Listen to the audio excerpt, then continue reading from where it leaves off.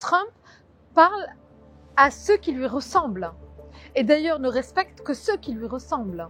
Il fonctionne par un système d'emprise psychologique. Il travaille davantage les champs de l'humiliation, la domination, la soumission et surtout le gaslight géopolitique, c'est-à-dire la déstabilisation psychologique en fait de ses interlocuteurs. Il fonctionne un peu avec les alliés et les leaders européens d'ailleurs comme avec les femmes, c'est-à-dire par un rapport de force qui peut très vite devenir toxique et déstabilisant.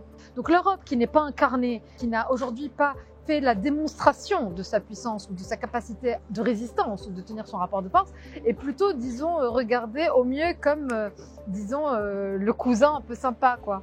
Il a beaucoup des codes du fascisme, la rhétorique de l'ennemi intérieur, du vous contre nous, du bouc émissaire, de la xénophobie, des mots invisibilisés, des bases de données scientifiques qui disparaissent, des déportations de masse, des étrangers, ce qu'il appelle les aliens. Mais la différence, c'est que c'est un fascisme simulacre dans le sens où il ne se réfère qu'à lui-même.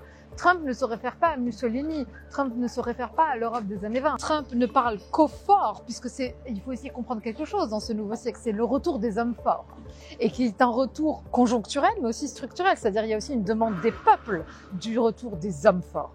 Et donc Trump parle à ceux qui lui ressemblent, et d'ailleurs ne respecte que ceux qui lui ressemblent. Poutine, Xi Jinping, et ça s'arrête à peu près là.